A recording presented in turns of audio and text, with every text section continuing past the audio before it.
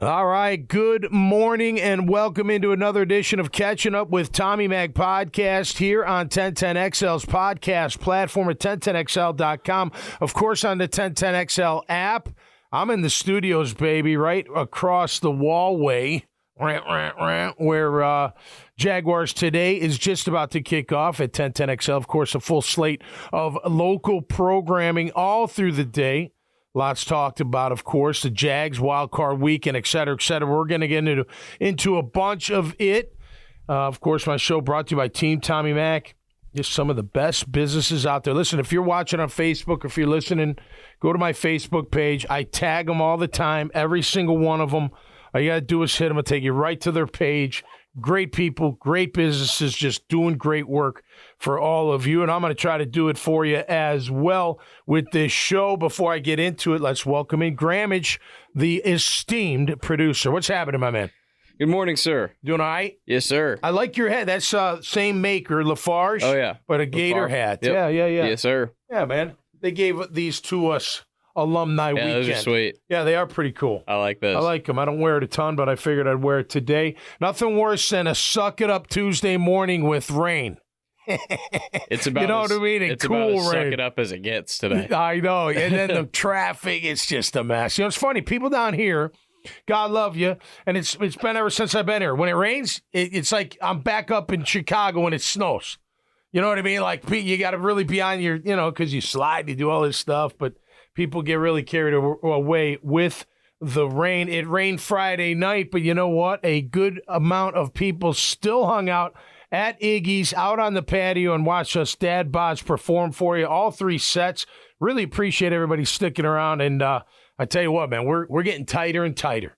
My band, every one of them, and especially the well, not especially, but including the drummer and the lead guitarist, their solos are just like spot on. The guitar solos. We got a really diverse song, set list. It's all over the place, 70s through the 90s rock. And man, he's cranking it. Drummer's just on point. Bass player always on point. Rhythm player, you know what I mean? It's just coming together. We play again Friday the 26th at Colhane's at the beach. So come and join us. All right, wild card weekend. It wasn't that wild, I guess.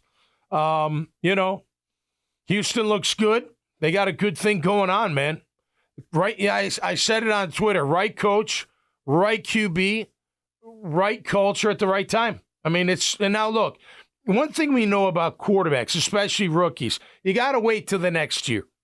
Because the sophomore slump, they call it. And by the way, they may have it, but then, come back in year 3 and break out of it. It does happen. And why do I say this? Because they get you on film is why. They have all off season to study you. Sure, they can study you throughout the year, no doubt about it, especially when you start week 1. I think Stroud's a great quarterback, or a really good quarterback. I want to see him go into sophomore year and see what happens and then beyond. Go back to Baker Mayfield. Great rookie year. Second year, you're like, oh, it was okay, but it wasn't, like you thought it was going to be, but then he bounced back. By the way, and we'll get into it, but do you know of a grittier player than Baker Mayfield? I tell you what, that guy, boom, he did the never eat soggy waffles thing. You know what I'm saying? Like where he gets drafted in Cleveland, then he goes to Carolina, out to the Rams, back over to Tampa, had to win the job in camp, goes through injury, plays tough, got an incredible arm, knows where to go with the ball. Don't get me wrong, has great weapons too. Their O-line's playing great. But man, what a whooping last night. 32-9. Good for them. Hey, good for them, man. I mean, I'm not a Tampa fan, so to speak, but hey, I always like seeing that. Now, what do we do with Philadelphia? We'll talk about that because do you fire Sirianni? You went 10-1, and then you go, and we're going to get into something today. I posted it about tackling. Philly, I was even getting pissed off last night. I'm not even a Philly fan. I'm like, can you guys not tackle at all? Like, you don't tackle in practice. We're going to talk about it because I want to get into it because there is a solution, in my opinion. You got to go back a little old school and find a little happy medium, but you throw away the wheels, all the bags and crap, and thud up on one another. You're not going to get hurt thudding up. We'll talk about it, though. But a great weekend for Wild Card Weekend. I know, look, our team not in it pisses me off. But whatever. We are going to talk Jags, of course, like we always do. I got my stats. Every week I do the stats, right? Points, yards per carry, yards per attempt, third down, fourth down, interception, sacks, and turnover. I did year end and where they rank. So I'm going to do that today, brought to you by Team Tommy Mac, of course. We'll look at Mike Tomlin, his presser. I mean, what a stupid question. Who asked that question? Like right after? What are you going to do about your car? He should have gave her the wah-wah. You know what I mean? To be like, listen, lady, I'm out of here. Eat this too. You know, that was ridiculous. But, hey, you know what? They were clearly outmatched. Buffalo, look, they got it. They're going to be a strong team. Next week's game against Kansas City is going to be phenomenal. Kansas City looked in the conditions, looked good. Defense coming around. You know, they had a good showing overall. Detroit and the Rams, that was a great game to watch. Now, that was one that you're like, all right, that was the best game of the weekend. Oh, without a doubt, and could have gone either way. Detroit pretty much had it in control, but LA kept coming back, man, little by little. That Puka Nakua found him in the 5th round. That's just insane. And Kyron Williams was in the 5th round, too. Yeah. Their star running back. Yeah, exactly. Toby Turner was a 3rd round pick. And you look at Detroit and how they're built. Go look at their past drafts. You know, that's one thing I got about my notes about Trent Baalke. You know, like just take last year, maybe the 2 years. Like free agency's been good, right? He's brought in some really good free agents. And then the draft's been not good enough. Some guys good, right? But not good enough overall. I wonder, look, proven commodities are easier, right? You know what they are. You know what they at the pro level. You know, you take a gamble on the rookies, you know, making it into your culture. I said this, and we'll talk about it later on as we get closer, but it's not, I say it all the time, it's not just talent. And it's not just talent matching your scheme. It's talent matching your scheme that matches your culture that's in the locker room. The kid's got to fit. And it can't be, well, I'm going to make him fit, or I hope he fits. You know, it's one thing. I'll go back. Now, it's old school, I know, but you go back to the Coughlin days. Like, he knew what kind of guys to bring to his team. Guys that didn't crumble when they got yelled at, or guys that didn't crumble when pressure was on them.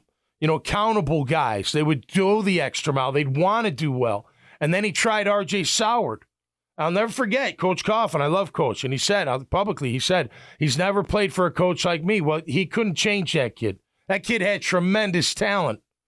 I mean, he started sending a car service to pick him up, to take him to practice, to make sure he'd get there on time. And it didn't work out. There was a special on him. I think he's doing okay. RJ's doing okay.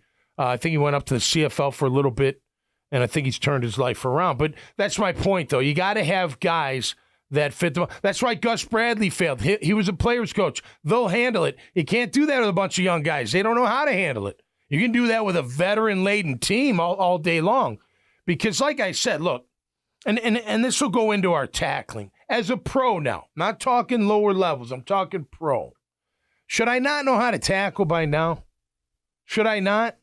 And if I don't, because we're not doing it, well, maybe we got to change some things in practice. Because it's ridiculous. And by the way, there's a third piece to the puzzle. The league rules have changed. Look, that Tyler Higbee hit, I'm not going to totally fault. I think he could have gone higher. Just taking someone's legs out, whatever. He's defenseless. I mean, I couldn't believe he walked off the field, the tight end for the Rams. That was a major. I don't know if his knee shattered or what, or shredded. He can come back from it, but still. I think they do have to figure out a new target area, though. You can't just, no more taking knees out, man. I know as a player, I'd rather hit my head than tear up my knee. Every player says that. Most probably would. You know what I mean? I would. So, I don't know. I think they got to figure, and now we're talking, well, gosh, now it's really shrinking. I don't know. It's tough. I don't know. But that is a third piece of the puzzle. Are guys afraid to really, I saw a guy over the weekend. He let up. Who'd he let up at? It was a quarterback now, but he could have hit him. He could have drilled him. He was still in bounds, but he pulled up and just kind of, made sure he went out of bounds. And I was like, I bet you would have got fined if he lit that dude up. You know what I mean? So all these things come into play. But how do you look? Philly getting, and it's been for 8 weeks or 7 weeks, whatever it is, their defense getting pushed around. How do these big dudes up front getting pushed? Credit to Tampa Bay's offensive line. They get after it, man. That's some nasty ball. They ain't messing around either. I love that. We got to get back to that. We got to get back to that kind of offensive line play. Because that's huge. That's huge. So, Texans, man, I mean, look, you look. I guess, you don't cover Njoku. He's going to score touchdowns, but once they got pressure on Flacco, forget about it. We'll see how they do. They got to take on Baltimore. They played them earlier in the year. I think it was the first game of the season. It was the first game of the season, right. I thought it was a little bit later, but what was the final score now? Was it tight or was it I don't remember. The Ravens won by like 2 touchdowns or something. Okay, well, that's a different team now. Different quarterback. He had a nasty head injury, that C.J. Stroud. He was out for 2 weeks. Must have had a nasty concussion. He's a hell of a player, man. He knows how to get that ball out, get it quick, and put it in the right spot. But again, we'll see how he does next year. All right, Texans at Baltimore, 4:30 Saturday. I forgot my readers at home, so if you see me squinting, I can't even read the things. Good morning, everybody. Hope you're doing well. All my friends all over the place. Appreciate you checking it out. Here in Jags, Chicago, Boston, all around the world. Well, I shouldn't say world. Maybe a few states. Nonetheless, good morning to you. Kansas City and the Bills. That Josh Allen, man, when he's on, he's fun to watch. It was 25-9, Ravens won. Okay. Thank you for that. Yeah, that's an ass whooping. That's close to last night. Yeah, they were a different team then, like you said. Yeah, like that's first game. You can't put too much weight into that. I wouldn't. Kansas City, they took care of business too. I don't know. Miami, they kind of hung in for a little bit, but I think overall they weren't gonna make it happen. They weren't gonna make it happen. They lost the first round of the playoffs when they lost to the Bills, in my opinion. Yeah. Well, look, first of all, you see how special Mahomes' arm is. Because in that weather, like you weren't thinking he was going to whip it around. They were. They're like, well, he can, so we're going to. And our guys catch it in the cold all day long. Then they find Rice in the, 5th round or 4th round. That guy's good player, man. They got some weapons. They know how to refill. It's wild. Like you miss a major guy, I will figure it out eventually and refill him through the draft. That's Patrick Mahomes, man. Tua can't throw it like that. No, that kind of weather. Mahomes, that's a special dude right there. That's what the Jaguars are missing. They don't like you said, like bulky in free agency has been fine. To even good in free agency. Yeah, he's got some really good picks. Really good. Trayvon Walker's looking like a better and better pick. I think he's going to be Anton really good. Harrison looked like a good pick Great this year. pick. So when significant resources are allocated to places, I think Balky can do fine. Yep. But where are the Puka Nakuas on this team? No, right. Good point. The Kyron Williams on this team. Like right. We got Bigsby and Strange, which I think Strange, and I want to still see Bigsby, but I think Strange, used properly, could be a nice weapon. I do. I don't disagree, but you don't take him maybe that high, but right. Whatever. He's on your team now. Right. Find a spot. I mean, Pacheco 2 years ago was a 7th round pick. Like, where are those guys? Like, we used to hit on those guys. Rob Meyer. Yeah. Bobby McCray. If you want to win a Super Bowl, you have to hit on a few of those. Well, I'm not saying you got to do like Puka, Kyron. That's like really crazy. Yeah. But because most likely, if you have a Super Bowl winning roster, that probably means that you've got some expensive guys around your roster. Yep. So you need to make up for that with some cheap draft talent and like really cheap, like 4th round cheap. Yeah. And I don't see enough of those guys on this roster. Yeah, well, I don't know how their college scouting department works. You know what I mean? But you're right. How do other teams find these kids and make them into something? I'll tell you how they find it, because again, they're matching the talent to the scheme. Nakua fits their scheme. He might not fit, in other places, but he fits that scheme. Obviously, it looks like the culture's there because he's performing at a high level. You know what I mean? You got to match these things up. It's not like, Oh, no, let me have them. I'll make it. No, people are who they are. They're going to be who they are going to be. And with this tackling issue, back to that real quick, like, is part of it, hey, I got mine. I'm good. Like, I mean, look, I can remember, I'm not going to name them. I remember a few guys when they got paid, they put it in the kind of neutral. They still played hard, but there wasn't like reckless abandon. They're worried about what? Collecting the check on the, collecting the contract money, not getting hurt. You can't totally blame them. If I can take that half an edge off to maybe avoid that injury or whatever. Like, true story. Lucius Selman, who I loved, and man, I'd love to see him again. He was our outside linebacker coach. He was not my coach, but I always talked to him because I loved him, and he was Leroy Selman's brother. They played together on Oklahoma's D-line. Just an awesome, awesome guy. And I'll never forget him come up to me on during practice. And he asked me, he's like, Tommy, I already know the answer, but if you got a nice contract, wouldn't you want to prove it every single time that you deserved it? I said, hell yeah, I want to even do more.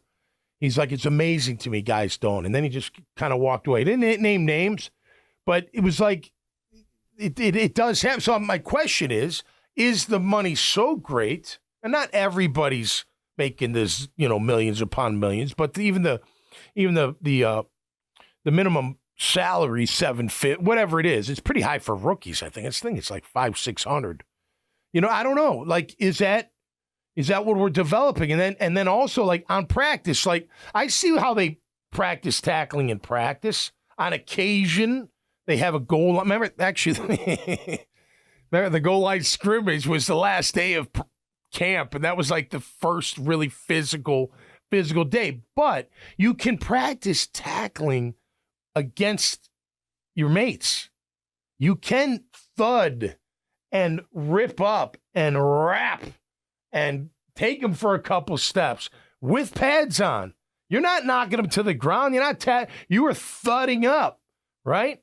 We thought we did a little more than thudding during this. That was the era. You're not doing that today. And I'm not suggesting they do that today. But to me, the art of tackling is mostly attitude. You're all athletic enough to get to the carrier, right? You're all quick, fast. Everybody's fast and big enough and strong enough. They wouldn't be out there if they wouldn't, right? Or if they weren't. But you've got to have the attitude that I'm grabbing this dude one way or the other, and if you go for the knockout, well, then you better knock him out. If you're going to go for the coming flying and just drilling them, great. I love those hits. Just make sure they work. They don't bounce off. There were so many missed tackles in Philly. It was driving me nuts, and we saw it in Jacksonville. So the question is, I'll ask you first, Grammage, who do you pin it on? The player, the coach of that position, and maybe the head coach and the coordinator, whatever, and or the league rules have forced us into this, let's just try to grab and take, not everybody, look, there's plenty of big hits in the game. I'm not trying to say that. But there's way too many missed tackles. We've seen it here all year in Jacksonville. Are you blaming the coaches for that? You know where I stand. I'm like, come on, I'm like 26 to 29 years old. What? I got to do it. I was a grunt, though, so Cobb would be like, well, I'll just find someone else. I wasn't like, big money player, big draft pick where, I had that status, that political status where I know they're not going to cut me. They just paid me. I know they're not going to let me go. I'm a second-round pick or a first-round pick. Or, you know what I mean? There is status that goes with it. But what would your answer be? Well, you said a little bit earlier that, like, I do think all of it is a contributing factor for sure. Yep. And the fact that they do tackle so little in training camp and all that, like that, all of that definitely. At least our training camp. Yeah, and I think most training camps too. I hear Pittsburgh was in pads almost the whole time hitting. Yeah. I'm just saying. Have you seen that Dan Campbell video where they're in pads? What's that? Have you seen that it was from Hard Knocks last year. Okay, no. When the Lions were in pads during camp, and they had like a pretty long day of pads, and Dan Campbell could like see some guys kind of like rolling their eyes, like, why are we doing this type thing? And he called the whole team up, and he's like, look, man, if I felt like we didn't have to do this, then we wouldn't do it. Right. But I don't believe that we can. He's like, and he said, and I really appreciated this from a coach. As a fan, I really appreciated it. He's like, He's like, I'm not going to have us not figuring out tackling till week 8 because we finally have enough reps. Right. He's like, we're going to get this done now so that when the season comes, we know how to tackle people. Right. Anyway. Attitude, culture. Right. They fit. Right. Think if half those guys were a bunch of prima donnas, they'd be like, not doing that, then it wouldn't, exactly. It wouldn't work. I think with videos like that and just kind of in general, I kind of go back to when we were talking about Mike Caldwell as a DC and all that. I tend to think if it's one or two guys that are consistently making the mistakes, it's on them as players. I think when the entire collective team seems to be missing tackles, I think it becomes more on the coach at that point. Okay, so on the coach for not practicing tackling enough in practice. I think it's on the coach for not doing something different because Philly, this is not their first week missing tackles. You mean sitting guys down? Anything, sitting guys down, changing up, doing something different to try to improve the tackling. Because, well, look, if tackling's a big issue year round, the head coach needs to be like, we got to fix this crap. Totally agree. So we're tackling. Totally agree. Right? Completely agree. And that's kind of like, I just think at the end, the very end, I'm the one out there. 100%. I got to make the tackle. I agree with that contra. Something in practice needs to happen, or you're sitting them down. Now, the problem is with sitting guys down, you better have a backup you believe in can fill the void. Right. Right? Like, take Lloyd. I'm not saying Muma can't, but there's a reason that Muma doesn't. You know what I mean? Well, and part of it's like you said. Because Lloyd, there were plenty of times you could have pulled Lloyd and been like, do you not know what you're doing out there? Right. Muma's got to come in for a series or some plays or whatever. That didn't really happen this year. Happened a year ago. It didn't happen this year. And a lot of it's like you said, you alluded to this last week and you said it today as well. There's a lot of politics in the league too, man. Yep.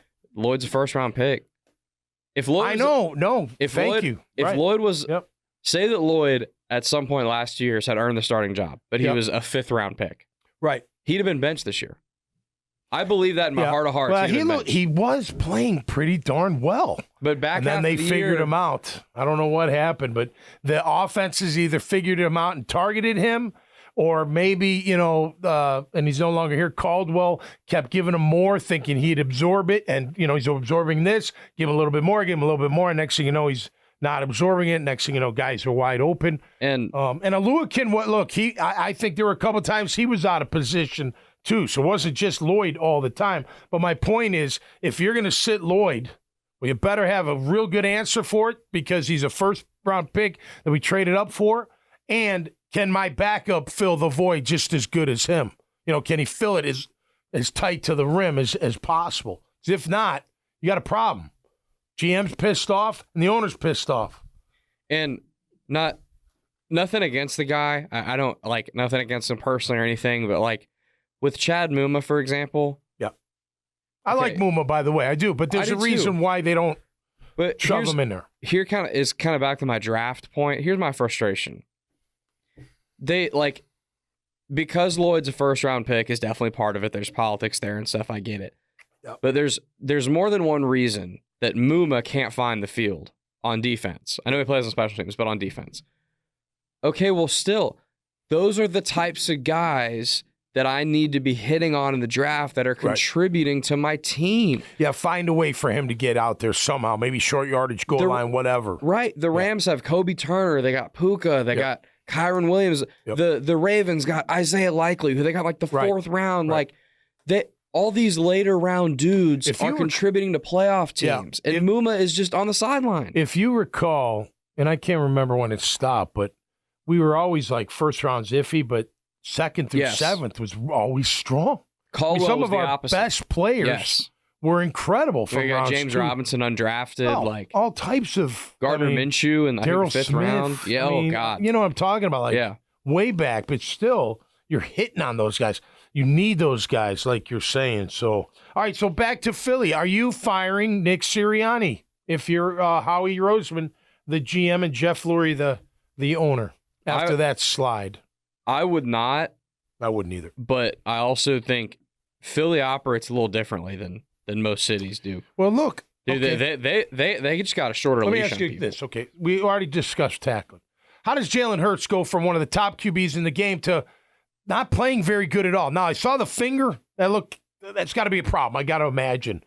but even his whole aura was kind of different. You know what I mean? He was not the stud that you're expecting. By the way, hats off to Kelsey. Jason Kelsey sounds like he's going to retire. That's a ball player. That's a center. That guy's a first ballot Hall of Famer, hands down, in my opinion. That's what you want out of an offensive lineman. So any offensive lineman out there wondering what I'm talking about when you get after people at the line of scrimmage, go watch Kelsey from Philadelphia throughout his career, even up to his last game. The guy gets after it. He's a total animal, and he knows how to play the game the exact correct way. So anyway, back to Philly. To your point about Jalen Hurts, like, his aura looked off mentally. The just didn't have the swag. You got the sense that they could have played 8 more quarters, and that offense still would have never figured it out. Yeah, they would have just kept trotting out there, giving it a couple tries, maybe a couple lucky first downs here, and they would have never put together a nice, like, rhythmic drive. Yeah, and dude, I mean, Hurts was missing open guys, man. I know. I mean, you've got. I know that AJ wasn't out there, but you also got. The tight end, who's a good tight end. Dallas Goedert. Dallas Goedert, thank you. The kid from Bama. He had a nice night last night. Devontae Smith. I mean, it's not like you don't have any weapons, and you're supposed to have a pretty good offensive line. DeAndre Swift in the backfield. Swift, they didn't even really use him. But whatever. Hats off to Tampa, man. Great. What a great story. Great story for the city. Great story for Baker Mayfield. I wish it was happening here, don't get me wrong, but good for them. They're the only Florida team still in it. Some 2 quick things, because I think these are right up your alley in terms of Tampa. First of all, you're seeing, because their pass defense really struggled most of the year, but you're seeing what happens when your defense can consistently stop the run. Yeah. What it can do beneficially for the rest of your defense. Yep. And then, what do we always talk about, and what do you specifically always talk about in a 3-4? You better have a nose. The nose. Vita Vea's a nose now. Oh, yeah. I mean. Beast. And can rush. I mean, dude. He's got like 6 or 7 sacks on the year. The guy can rush a pass. They stopped the tush push. Yeah, I know. If you stop the tush push, you figured something out in run defense. Listen, I've played with a couple Samoans, and their strong is freaking incredible. It's in their genes. They're just ridiculously strong, and he is an animal. I love that guy. But you need that beef. You need the beef up front. I mean, it's so important. What's up, G-Con? Back from Buffalo, huh? Greg Conley, my good mate, owner of Caribbean Connection, out at the beach, and a huge Steeler fan. He not very happy. He's ready for change from Mike Tom. It'll be interesting to see what happens up there. Only 3 head coaches. Unbelievable. In the past, 40 years, whatever? Just insane. We'll see what happens up there. All right, let's get into the stats, shall we? I do have to, I got to run this one. And good morning to everybody out there. Thank you so much. Yeah, G-Con, you like our old shirt? Suck it up, baby. No excuses, no quit. I think our Jags need to take care of that. All right, year-end stats brought to you by Team Tommy Mac. Chris Lucero's bail bonds get you out in a blink, man. Get thrown in jail? Call Chris. He'll get you out. 822-2245. J-Dog Junk Removal. Love them. Veteran-owned and operated. Looking for veterans. Go to their website, jdogjunk.com. Carpetman Flooring, LVP. Yep, it's more than LVP. It's carpet. It's tile. It's all types of hardwood. Highest quality at the lowest prices. Azar Sausage had the hot sausage last night with some chicken breast. Oh, man, was it tasty. Get them at your local Winn-Dixie and Publix and other grocers. Outback Marine, getting about that time. Fix up the dock, fix the lift, get the boat ready, and have some fun out there on the water. Great local company right there in Palm Valley. Graffiti Burger Bar will be back this Thursday for Tommy Mac's Happy Hour. New ownership, new management. They're doing it right. New menu. Nolan Carroll, former Clay High stud, Maryland stud, and 8-9-year vet in the National Football League, and D. Webb, former Gator and Jaguar. So it's all the 3 DBs and me, Killer Bees and myself, at Graffiti Burger Bar. Solomon Ventures, hey, man, they got everything. It's less than wholesale. So, look, you're looking for deals out there, go to Solomon Ventures right there on Art Museum Drive. And truck accident law firm, these guys, all they do is truck accidents. That's it. The big trucks, semis, buses, you name it. They're all about safety. They're all about making sure you're taken care of. Over $1 billion recovered. You're not going to see them on bill. You're not going to see them. They're kind of under the radar, but they trust Tommy Mac to get the word out for them. Check them out at truckcrashlaw.com. All right, let's get into the stats. Year-end stats. Let's start with the offense, shall we? Because it was such a great offense. Offensive line. No, there's no problems. Where's the problem in your line? Anybody see one? Doug doesn't. Perfect. Wow. Perfect mix. They're fantastic. Let me tell you. Can't wait to see them all line up again next year. Anyway, all right, let's see points for the offense. Year-end. These are year-end and then the rankings. Let's see. Points. 22.2 points per game. Down from what? We had 24 last year? Right. Yeah. That sounds right. Yeah. Tied for 12th. Not bad. Not bad. Could be worse. I'm going to save that. Yards per attempt. 7.1 yards per attempt. Throwing the ball down the field. Tied for 8th. Also tied for 8th in completion percentage at 66.5. That's collectively, not just Trevor. Third down. Ranked 16th in the league. Midway. 38.2. That's got to be better. It was better last year. And by the way, that's a little convoluted because the Carolina game, they were unbelievably good on third down. You got to count it, but that jumped. Fourth down, 44.8. Looks like they're at bottom 7, but that's all right. Fourth down, it's part of the game now. You want to be about 50, I think. You want to be closer to 30 on defense, which we were not. Sacks. By the way, before I tell you the Jags sack total, you know how many sacks? Do you know how many sacks the Giants gave up this year? It was like insane. 85. Oh my God. 85. The next lowest is 65. 85 sacks by the G-men. Oh, yeah, it's all the quarterback there, right? Just like down here. That's 5 sacks a game. 5 sacks a game. Oh my God. That doesn't include hits. That doesn't include pressure. Just sacks. Unbelievable. All right, we gave up 41 sacks over the year. That's up from like 28 a year ago. I mean, our O-line, okay, everyone gets it. The thing that bothers me about, they're injured. Well, then what about your backups? Do they stink? Our backups didn't stink. I was a backup part-time starter, but the guys that were with me, we might not have been stars, but we could play, and we'd fill the void if we had to. I don't know. When I hear that, the injury, okay, where's the backups? Did you not? You have plenty of money for backups. You know what I mean? There's no real, can't afford them crap. Plenty of money. Anyway, we'll move on. Let's see. Sacks, 41. Interceptions, tied for 8th. Damn, I hate not having my readers. 14. Those are all on Trev. Trev had 14. 21 and 14. Touchdown, interception. It's got to be better. Turnovers. Bottom 5, 30 giveaways. We've been through that. Bottom 5. So let's see. 12th. Oh, I didn't do yards per carry. 3.6 yards per carry for the entire year for our offense. Tied second to last in the league. You think you can win with that? You can't win with that. Hey, your quarterback's not there yet to just take over and, put the team on his back and throw it all over the field 50, 60 times.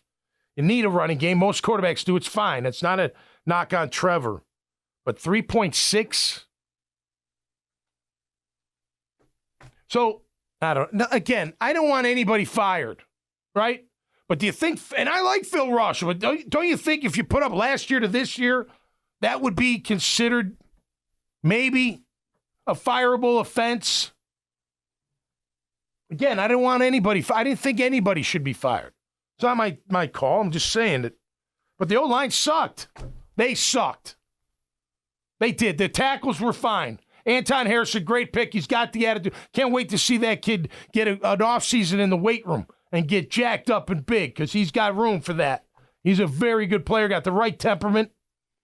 Sheriff, God bless you, man. You had a great career. I'm not telling you it's time to hang up, but if you're going to play like that, we've got to upgrade you. We do. Fortner, you're this gigantic human being. I thought you had the right attitude after year 1, but something's amiss. You get knocked back way too much, and you aren't very good at pass blocking. He's unplayable, man. I know why Doug likes him, because he can pull him like Jason Kelce pulls in Philly, but he's nothing like Jason Kelce when he gets out there. Wants to get in people's way. Most of the time he doesn't. I want my interior three on both sides of the ball to be absolute beef animals. Beef animals. Beef with animal mentality. I'll take beef animals. Not those grass-fed. I'm just kidding. But just, like, come on. That's your heart. That's the guts. That's the bones of your team right there. You know what I mean? Bones of a house, bones of a building. That's your bones of a team. Those either side. And when they walk out, it was like, ooh, this is going to be a tough game. Go back to, like, Meester and Manawai and Naoli. Go back to Stroud and Henderson. That's what, you know what I mean? Come on. You got to have it. And left guard, I don't, who is the left guard? Who is it? It's not Walker. Right now, it's Ezra Cleveland. Yes, it's Ezra. I like Ezra. He's I'd like fine. to see him more. The same thing. He's a get in your way, pass blocking type of guard. I'll tell you this. Mike Mazer made his linemen mean. Some of them were already mean because that's the kind of lineman Coach Coach Coughlin liked to bring in. By the way, he was a GM, remember? That's what he wanted. He wanted tough, physical, aggressive. Look at that Buffalo Bills offensive line. They get after it, man. They're fun to watch. They're not afraid to pick you up and throw you off their guy. I love that stuff, man. That's what I want. Wouldn't you have liked the draft Osiris Torrance? Oh, we fell to the second round, man. We had a chance, multiple chances, but that's gotta. And then I'm trying to keep Cam. I like Cam. I wouldn't be surprised if they move him, but I still want him. Before the season, I wasn't sure. Yep. I don't think you can afford to let him leave the building. But back to Mazer making him mean. Like, that's the part of the job of the coach. It is. Don't just get in their way. I want you to rip their head off. I want you to bury them. I watched number 7. I actually rewound it for my wife. She was doing a little work on her iPad. She could see the TV.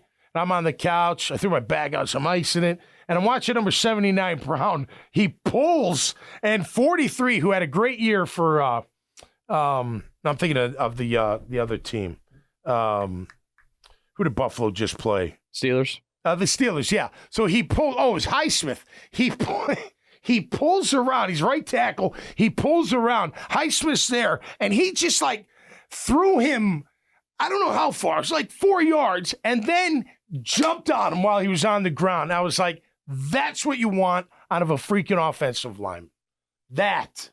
I know they call that junk in college. That's excessive. It's not. That's exactly how you should play offensive line. Anyway, that's got to be better.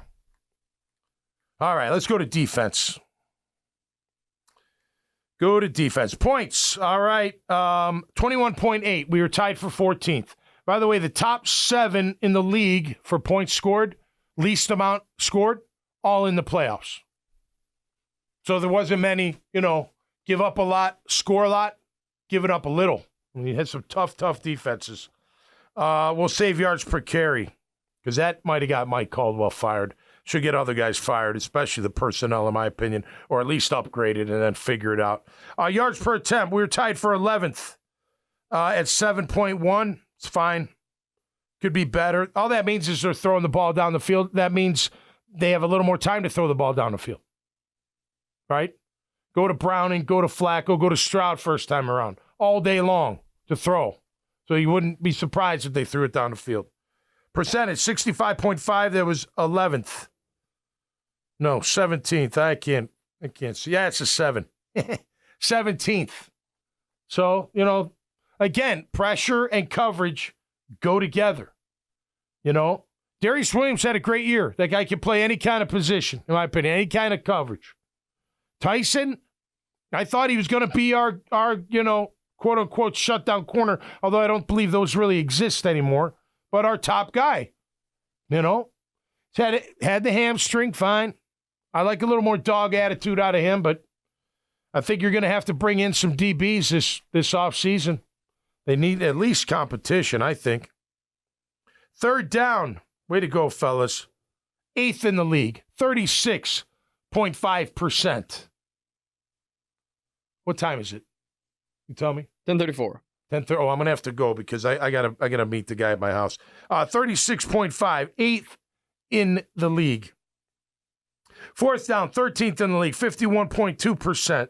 Could be a lot better, but that's about halfway.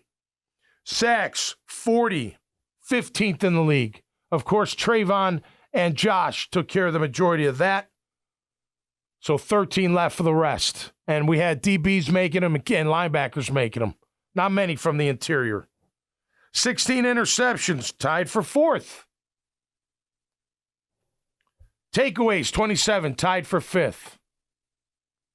Am I getting at anything? Like, the stats don't tell you everything. The one stat that hurts is yards per carry. They were at 3.6, 3.8 for a good portion of the season. And then week by week, they ended up at 4.2. They went from 3.8 to 4.2, and you may be like, well, that's not that much. It is over a course of time because 4.2 given up is worse. I mean, 3.8 is great. 3.6 is phenomenal. 4.2 is not good. Not good at all. Granted, tied for 7th in the league, but there was a lot of guys at 4.2, 4.1, so probably more like 16th midway through. So, anyway. Those are your stats brought to you by Team Tommy Mack. It is what it is. We move on. We look forward to the divisional playoff round. I'll be back on Friday. We are going to break those games down a little bit and talk about them. We'll talk about any other news and notes that happens. You know how I feel about a D coordinator.